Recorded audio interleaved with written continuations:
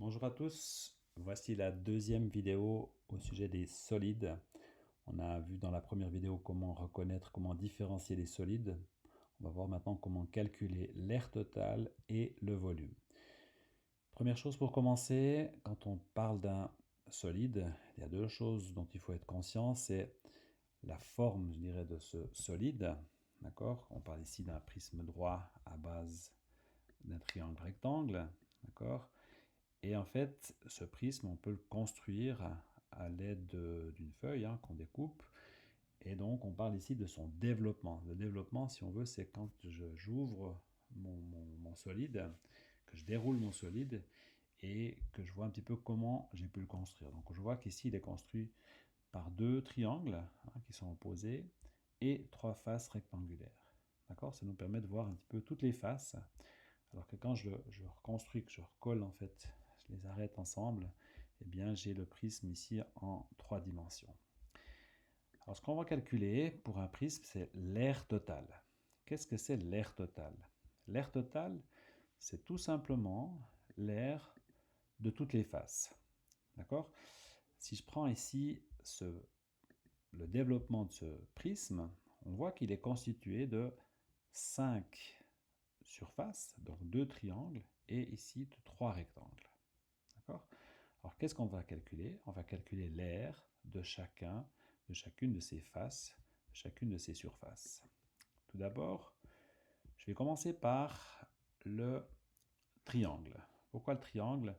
Eh bien, tout simplement parce que on dit que c'est la base. La base, c'est ce qui n'est pas rectangulaire. Donc, je vais commencer par le premier triangle, et je vais mettre un peu plus grand, donc ça voit mieux. On voit que ce triangle, c'est un triangle rectangle parce que ici on voit qu'on a un angle droit. La formule que vous avez vue avec moi en début d'année, c'est la base fois la hauteur, donc 3 cm fois 2 cm divisé par 2. D'accord? Donc c'est la formule base fois hauteur divisé par 2 égale à 3 cm². Donc 3 fois 2, 6 divisé par 2, 3 cm². Pas nécessaire d'avoir une calculatrice pour des calculs qui sont simples, mais vous avez droit à la calculatrice dans ce chapitre. Je rappelle aussi ce qu'on a vu en théorie, les libellés. D'abord, le libellé, on calcule l'aire de quoi? D'un triangle.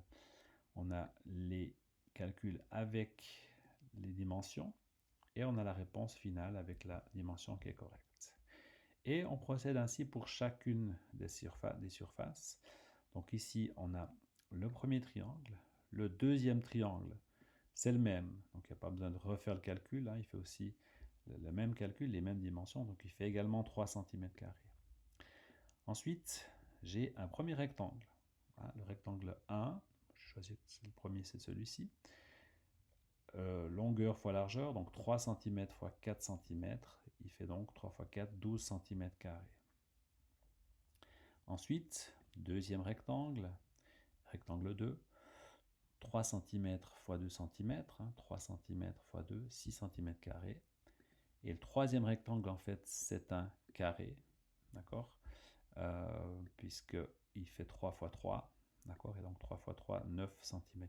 Donc ensuite, on a calculé les 5 faces, et je descends maintenant, je fais faire le total maintenant, l'aire total, c'est bien le total des 5 faces, 3 cm², plus 3 cm², plus 12 cm², plus 6, plus 9. On a donc un total de 33 cm². C'est aussi un petit comme l'aire totale, c'est un petit peu comme si je devais peindre toutes les faces de ce rectangle. J'aurais donc une surface de 33 cm². Alors c'est peut-être un peu long de faire tout ça. Moi je vous propose deux solutions pour l'aire totale. Vous pouvez faire comme j'ai fait, ou faire le calcul en une seule fois.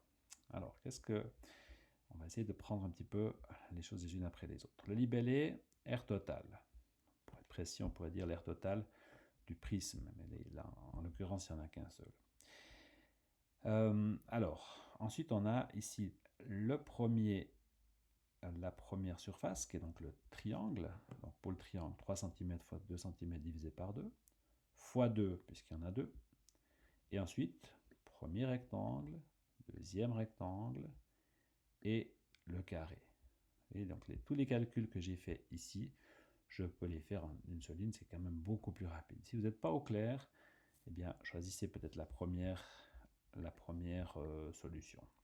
Mais c'est clair qu'à terme, en deuxième année, il sera plus pratique de faire la deuxième solution, c'est-à-dire qu'on calcule dans un seul calcul les 5 surfaces. La deuxième notion qu'on va voir dans un solide, c'est la notion de volume. Alors avant, on a dit qu'il faut imaginer un solide qu'on va peindre, on va peindre toutes les faces. Ici, c'est l'inverse, enfin c'est autre chose. On va le remplir, c'est-à-dire qu'on peut imaginer un cube, ou bien ici un parallélépipède, un peu comme une piscine. Si vous voulez la remplir d'eau, quel volume cela représente?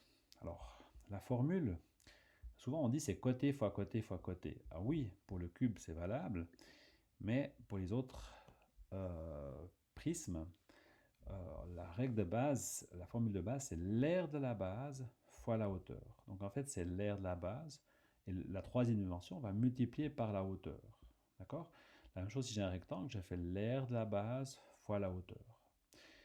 Et quand j'aurai un prisme ici, ce sera la même chose.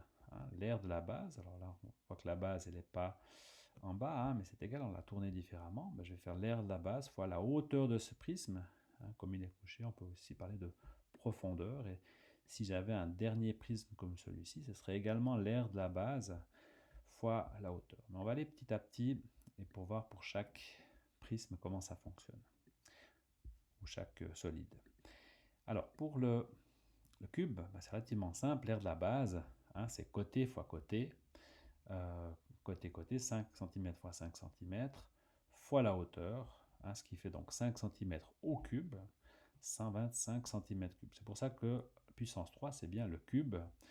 Ce cube est composé de 125 petits cubes d'un centimètre cube.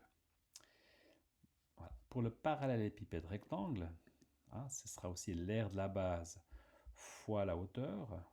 D'accord? L'aire de la base, c'est longueur fois largeur fois la hauteur, donc ce qui fait 6 fois 4 fois 5, 120 cm². Et enfin maintenant, si j'ai un prisme, d'accord, pour calculer le volume d'un prisme, alors là il y a peut-être une chose qu'il va falloir être bien au clair. C'est toujours l'aire de la base fois la hauteur du solide. Alors c'est pour ça que j'ai mis un H majuscule à la hauteur du solide. Parce que dans un triangle, on a la base fois la hauteur, d'accord? Et là, on parle de hauteur du solide. C'est pour ça que je mets un H majuscule à hauteur du solide. Donc, comment je fais mon calcul? Pour l'aire de la base, c'est 4 cm fois 6 cm divisé par 2, donc l'aire du triangle, fois la hauteur, qui est donc la profondeur. Vous pourrez imaginer que ce cube, que ce prisme, il est posé sur le triangle. À ce moment-là, on verrait bien la hauteur. Mais c'est comme, c'est pas une boîte de Toblerone, on peut la déposer sur une face latérale ou sur la base. D'accord? C'est pour ça qu'on peut la tourner différemment. Donc on parle bien de l'aire de la base fois la hauteur. Et donc pour chaque prisme, on va calculer de la même manière, on va faire toujours cette aire de la base fois la hauteur. Ici, en l'occurrence, on ne peut pas faire l'aire d'un pentagone, on n'a pas appris, mais on pourrait avoir un trapèze. On fait l'aire du trapèze fois la hauteur du prisme. D'accord? Il faut imaginer un peu cette troisième dimension, qui est donc la hauteur qui va donner le volume à cette surface. Voilà, je vous remercie pour votre attention et je vous souhaite une bonne continuation dans votre travail.